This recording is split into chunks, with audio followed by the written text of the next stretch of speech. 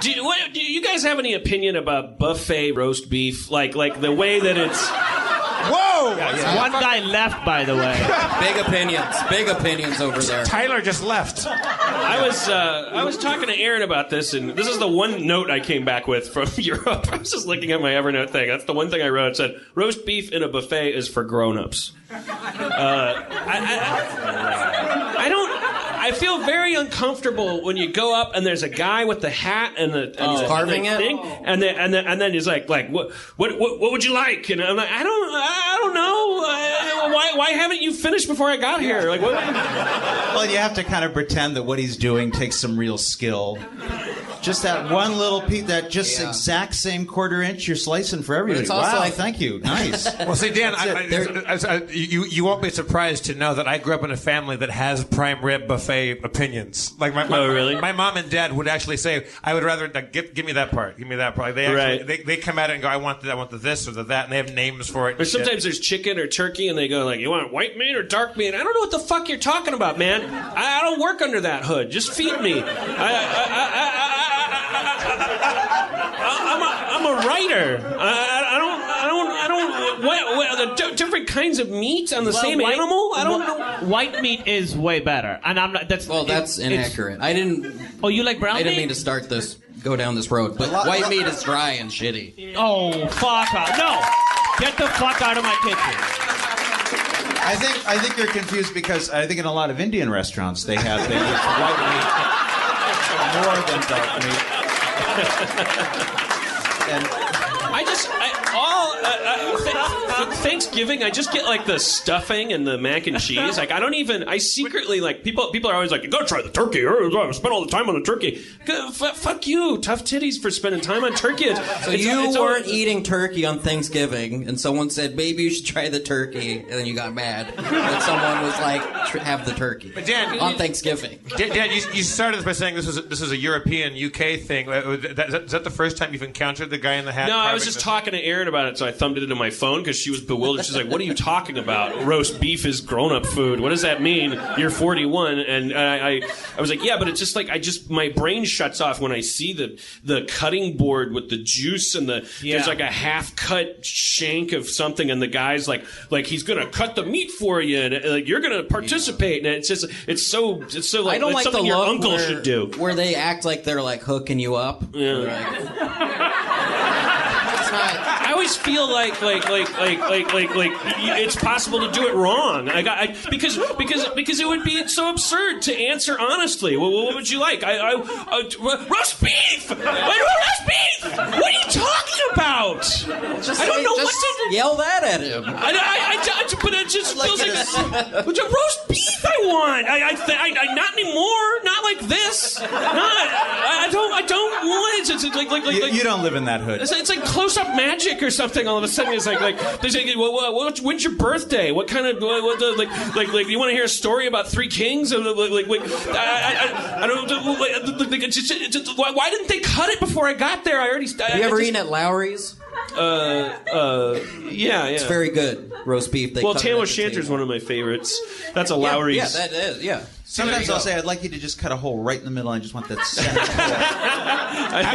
or just point at his leg. Give me that. I've been vegetarian forever, but when I was a kid, I found out that I liked the end of it because it's the salty part. Like they put all the seasonings on. But you can't just say to that guy. Yes, you can. That's why. Cut over there. That's why he's asking. Give me the edge. Give me the top. Give me the thing. You can say like. Well, that just confirms my suspicion that there's all this. It's like getting into a flight simulator.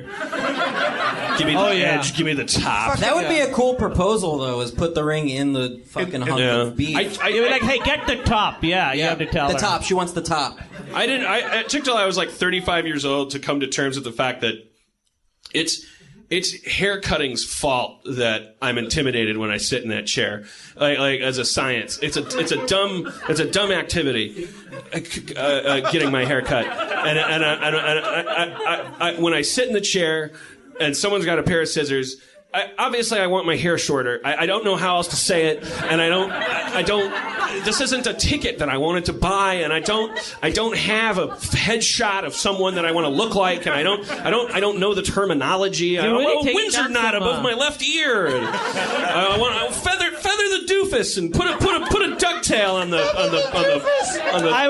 widow's peak. I would love it if there's an episode of Community this season where Jeff is like, "What the fuck is it with haircuts and roast beef?"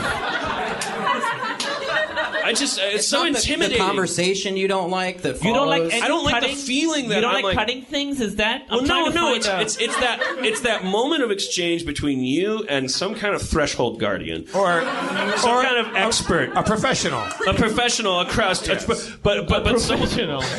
but someone who hasn't adopted as part of their craft. Meeting you halfway as a layman, someone who, because they cut people's hair, who do care about hair terminology. When you go, I don't know, they're like, why don't you know, you monster? Where do you get your hair cut? Just make it look like me about 2 months ago. Yeah, that is actually what I say. Yeah, he gets his hair cut at Dick's Last Resort. That's that place. It's that restaurant in Florida that yells at you. But I finally just started saying, my answer to the question now is I just tell them about my average day. I go, let me tell you how this is going to work. Like, no matter what you do in here, here's how I'm going to treat my hair. I'm going to go to sleep. I'm going to wake up and go to work. I drive with the windows down. You need to know that. It's not going to get washed until the next time you see me. Just make it short. It's amazing we don't have wigs. Not like the feathered, not the powdered wigs that people used to wear. But I could totally see a Los Angeles where, like, you're wearing the Tom Cruise. Sure. You know what I mean? And men just... I'm wearing the Indian restaurant. I'm wearing the Dom Herrera. You've got the... Oh, no, you kind of got the Seth Meyer. Yeah. I was going to get that. I was going to get the Seth Meyer. Well, we can't all have the Seth Meyer, bitch. You know what I mean? Like, everyone with, like, cars. Yeah. Like, there's 6 kinds. And everybody Jerry would... The only reason my hair... Like, the only reason you can see my ears is because, as an actor, I played, like, doctors and cops and shit like that. If I weren't an actor, I'd look like Tom Kiefer from Cinderella. I'd had fucking big, like Keith Richard Altamont hair. That's what I would have. Wait, what is the Cinderella thing you just said? Tom Kiefer is the lead singer of Cinderella. Oh, the band. Yeah. Okay. Yeah. Look him up. He's got fucking... Yeah, that's what most people think when they hear Cinderella. They go, oh, the band we grew up with. We love this band. The true Cinderella fans know who I'm talking about. Yeah, I'm sure they... Cinderella, by the way, fucking, if they play, go fucking see them, because they'll kick your dick in through your... That doesn't sound good. I think I saw them. Do they do the Main Street Electrical Parade? Because I think I saw who you're talking about. I saw a lot of guys with dicks coming out of their butts. They were big, light blue hoop dresses. Right, yes, and there's usually a bear or some sort of animal walking in front, just kicking the dick into every little kid. Into their butt. Yeah, but I know that. You shit out your own dick. And they serve a prime rib that will just fucking... Is there an extra mic back there? Because it would be nice to bring Steve Agee out. Steve Agee! I saw him in the green room. Is he still here? Oh, yeah. Here. No, don't... Mitch. Steve Agee, everybody. No, that's where Spencer's going to sit. Just let Steve hover. And then they're going to... I can just share. I'll share. I hope you didn't think I came just assuming I did. No, get it, Steve. You're here. I did Kumail's podcast and was hanging out. No, I didn't. I don't. When I see people in the green room, I don't go, oh, they want to be on the show. It's my choice. Oh, okay. I'm back and I'm sick. I'm not very charismatic, so I thought let's just bring up a Mount Rushmore of apparent. You say you're sick though, but you got pretty vehement and emotional during that. About that roast beef ribs. That's probably how it comes out. Well, I have ire. Like, I'm just gonna sit here so you can have that seat until. Okay. Oh, wow. Yeah. Wow. That buffet though we went to, we were driving back from Inverness, where Loch Ness is, and we're driving back down to Edinburgh, and we stopped at a place called House of Brewer, which is like the outlet mall for Scottish things, and that was a good buffet.